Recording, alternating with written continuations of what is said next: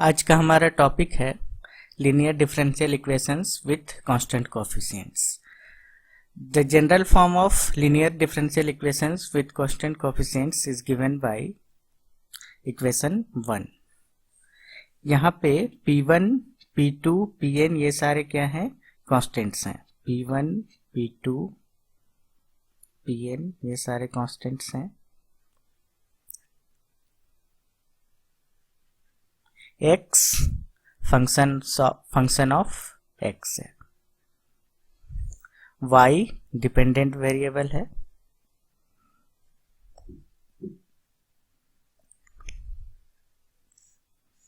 तो हम इस डिफरेंशियल इक्वेशन के बारे में इस लेक्चर में डिस्कस करेंगे।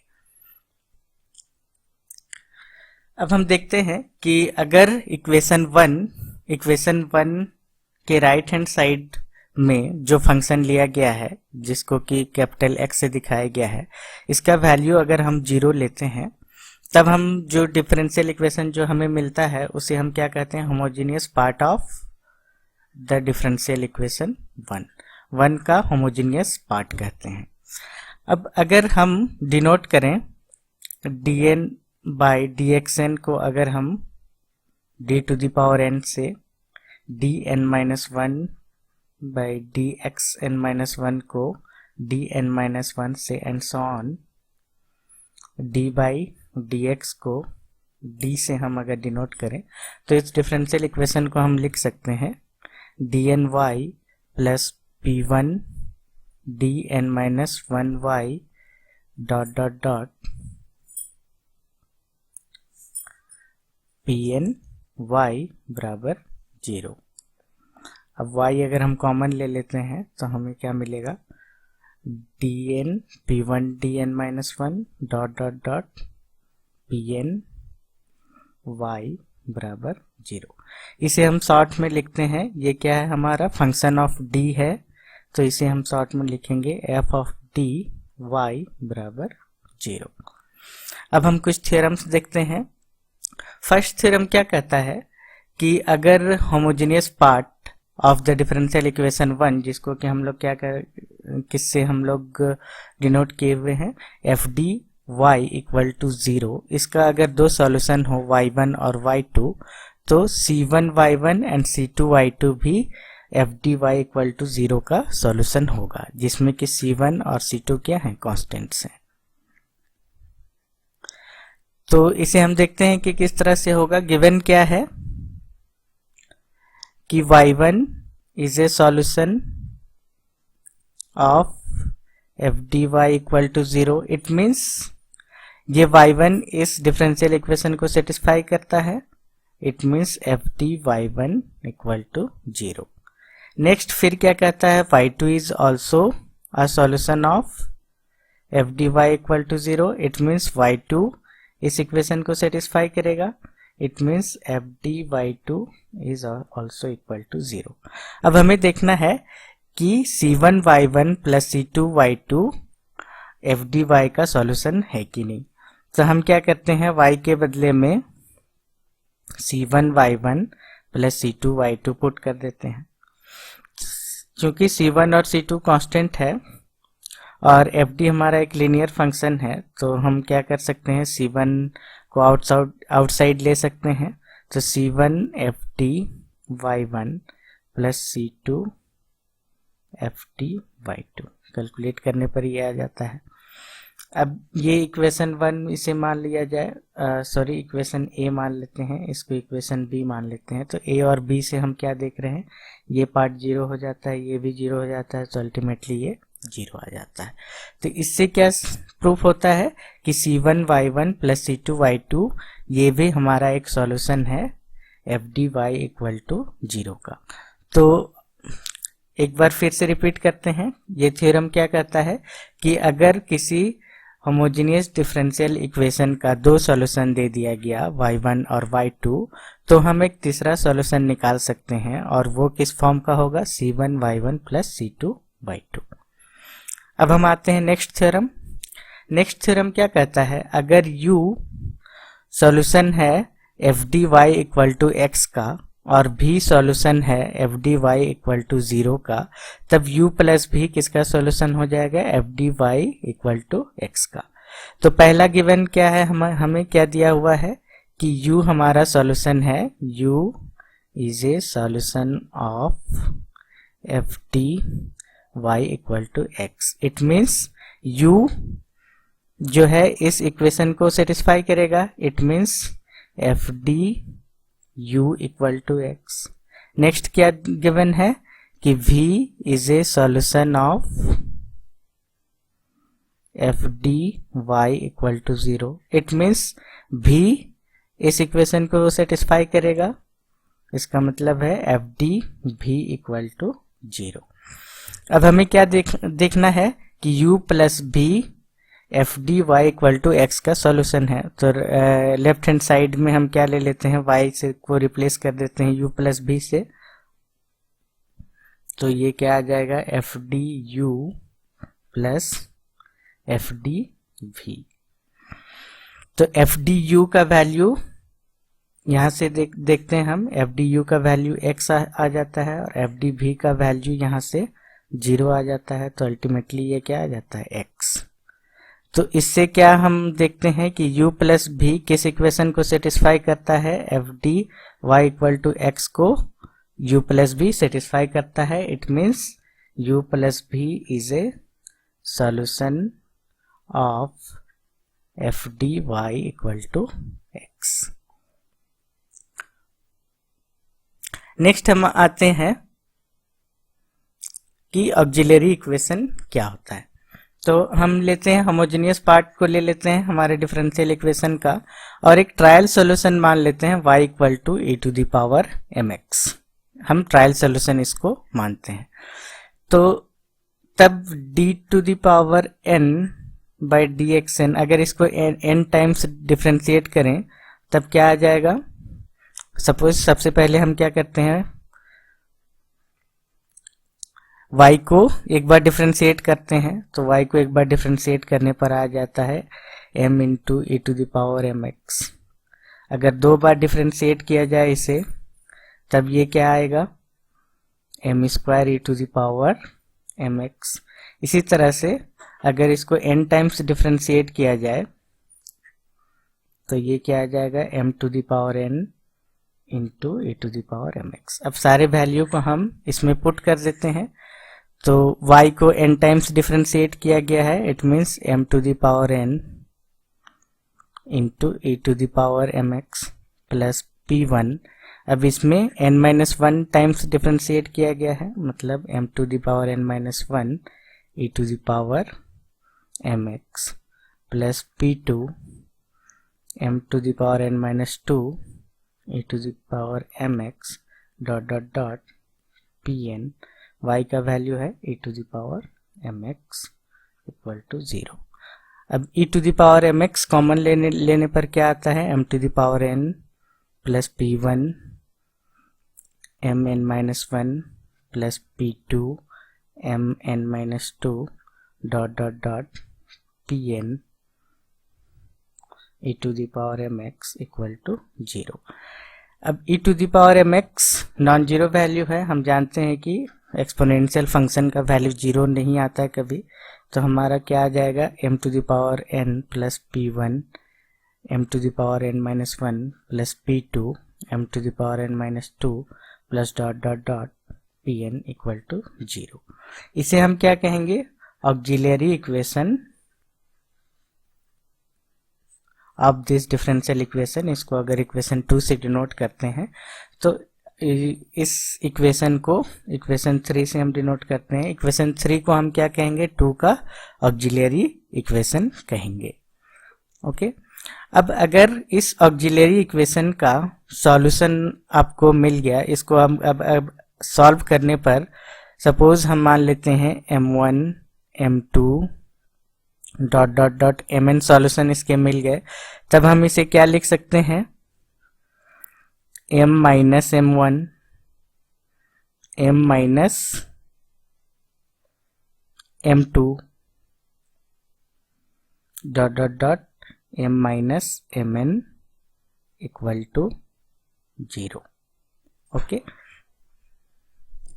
अब क्या करते हैं हम, अब हम इसे वापस अगर हम डिफरेंशियल इक्वेशन के फॉर्म में अगर हम लिखना चाहें m1 इस डिफरेंशियल, इट मीन्स इस डिफरेंशियल इक्वेशन को हम m1 m2 और mn के फॉर्म में अगर लिखना चाहें तो हम क्या लिख सकते हैं, इसे d minus m1 d minus m2 dot dot dot d minus mn y equal to 0। Okay, d equal to हमारा क्या है, d बाई dx। ओके, तो इस तरह से अगर कोई होमोजेनियस डिफरेंशियल इक्वेशन दिया गया, तो सपोज आपको एक homogeneous differential equation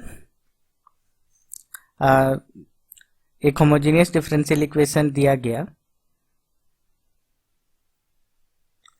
suppose this homogeneous differential equation, तो अगर आपसे अगर कहा जाए कि इसका ऑक्सिलरी इक्वेशन क्या होगा, तब हम क्या करेंगे कि dn बाई dxn को हम किससे रिप्लेस करेंगे, m to the power n से, dn minus 1 by dx n minus 1 को हम किससे रिप्लेस करेंगे, m to the power n minus 1 से, एंड सो ऑन।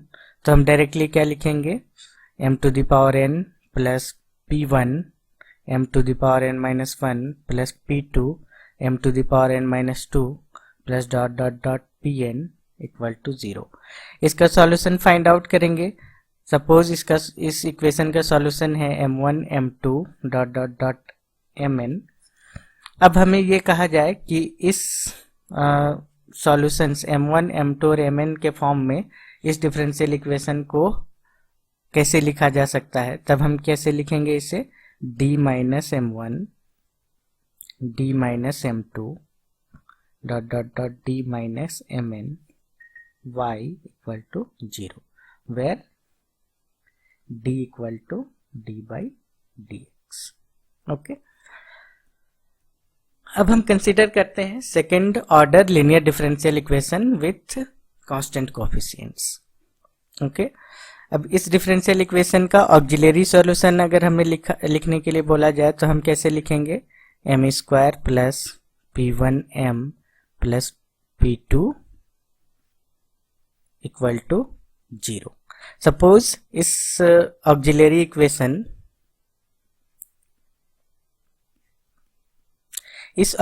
इक्वेशन के दो सॉल्यूशन हमें मिल गए m1 एंड m2, तब हम इस डिफरेंशियल इक्वेशन को, सपोज इसे हम इक्वेशन 4 मान लेते हैं, तो इस डिफरेंशियल इक्वेशन को हम कैसे लिखेंगे, d minus m1 d minus m2 y equal to 0।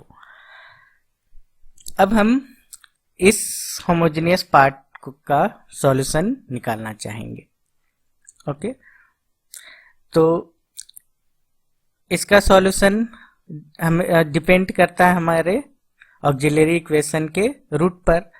तो अब यहाँ पे 3 केस हो जाते हैं। फर्स्ट केस है कि m1 and m2 both are real and unequal।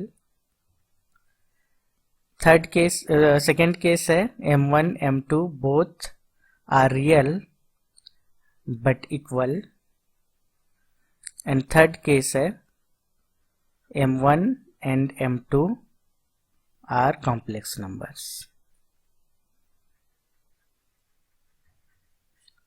Complex numbers. तो इस लेक्चर में हम ये फर्स्ट और सेकेंड डील करेंगे, थर्ड केस को हम नेक्स्ट लेक्चर में डील करेंगे। तो फर्स्ट केस देखते हैं। First case when m1 and m2 both are real and unequal, तब हमारा डिफरेंशियल इक्वेशन क्या है, d minus m1 into d minus m2 y equal to 0।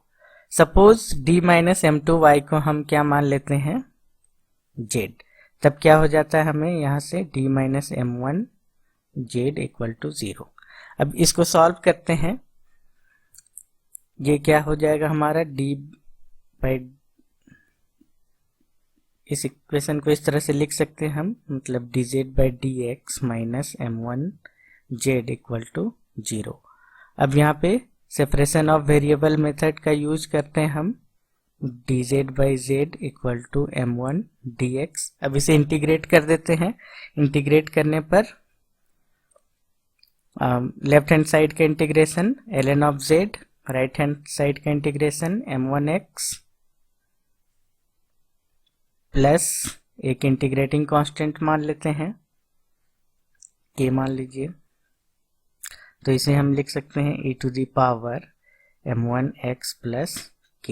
It means e to the power k e to the power m1x। इसको हम मान लेते हैं k2 e to the power m1x। तो z बराबर हमारा क्या निकल गया, k2 e to the power m1x।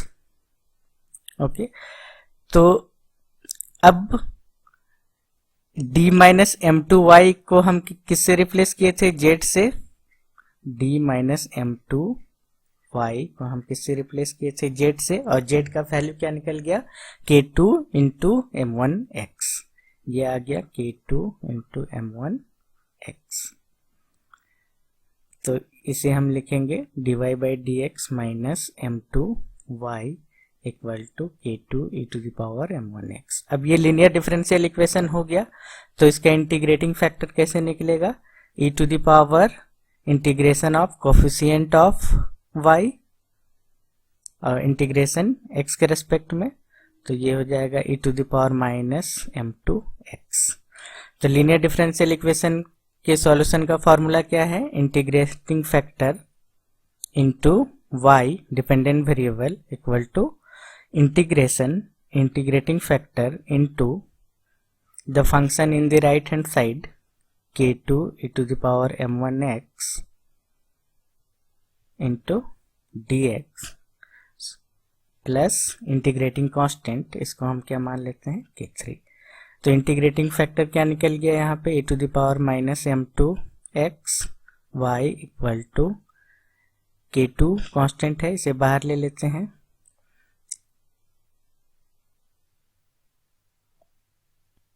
Integrating factor यहाँ पे क्या आ गया, e to the power minus m2x e to the power m1x dx plus k3। अब इसको इंटीग्रेट कर देते हैं। इसका इंटीग्रेशन क्या हो जाएगा, e to the power m1 minus m2x divided by m1 minus m2 plus k3। अब थ्रू आउट दिस इक्वेशन हम e to the power m2x से मल्टीप्लाई कर देते हैं, तो लेफ्ट हैंड साइड में हमें मिल जाएगा y, और यहाँ से e to the power minus m2x cancel हो जाएगा, तो k2 by m1 minus m2 e to the power m1x बच जाएगा फर्स्ट टर्म से, और यहाँ पे क्या आ जाएगा, k3 e to the power m2x। अब इस पूरे कांस्टेंट को हम c1 मान लेते हैं, तो c1 e to the power m1x, और k3 को अगर हम c2 मान लें तो c2 e to the power m2x। तो हमारा सॉल्यूशन क्या आ जाता है कि अगर m1 और m2 ऑक्सिलरी इक्वेशन के दोनों रूट रियल हों और अनइक्वल हों, तो हम सॉल्यूशन डिफरेंशियल इक्वेशन के सॉल्यूशन को हम क्या लिख सकते हैं, c1 e to the power m1x plus c2 e to the power m2x। अब हम सेकेंड केस में आते हैं। हमारा सेकेंड केस कहता है when m1 and m2 are equal and real.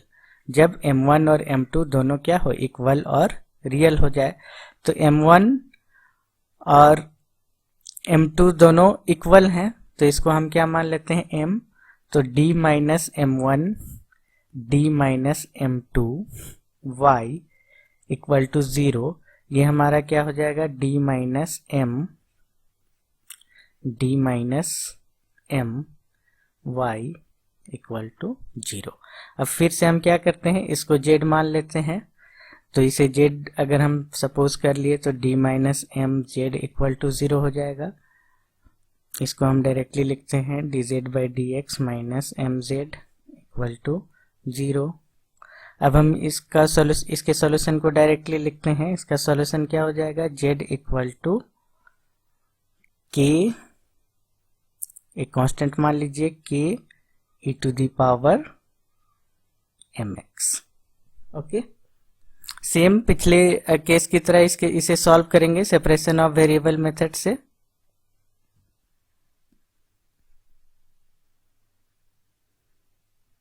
Okay, अब हमने यहाँ पर क्या लिया है, d माइनस एम वाई को z सपोज किया हुआ है, तो d minus m y equal to क्या हमने सपोज किया है, z। तो z के वैल्यू को यहाँ पे पुट कर देते हैं, तो dy by d x minus m y equal to k e to the power mx। अब ये लीनियर डिफरेंशियल इक्वेशन है, पिछले केस की तरह इसका इंटीग्रेटिंग फैक्टर क्या हो जाता है, e to the power minus mx। तब इसके सॉल्यूशन को हम कैसे लिखेंगे, integrating factor into dependent variable equal to integration of integrating factor into right hand side में जो वैल्यू है k into e to the power mx dx plus एक इंटीग्रेटिंग कांस्टेंट। ये है e to the power mx, ये है e to the power minus mx, तो दोनों कैंसिल आउट हो जाते हैं, कि हमारा बाहर आ जाता है, ये हो जाता है kx प्लस k1। अब हम क्या करते हैं, e to the power mx से थ्रू आउट मल्टीप्लाई कर देते हैं, तो यहाँ पे निकल के आएगा y equal to kx plus k1 e to the power mx। तो अगर हम k को c1 मानते हैं, तो k1 को हम c1 मान लेते हैं और k को c2 मान लेते हैं, तो ये क्या हो जाता है, k1 plus c2x into e to the power mx। तो इस केस में जब m1 और m2 दोनों इक्वल हों और रियल हों, तब हमारे डिफरेंशियल इक्वेशन का सॉल्यूशन किस तरह से हम लिख सकते हैं, y equal to c1 plus c2x into e to the power mx। Next class में, नेक्स्ट लेक्चर में हम कंसीडर करेंगे जब m1 and m2 both are complex numbers. Okay, तो आज इस लेक्चर को यहीं खत्म करते हैं। Thank you.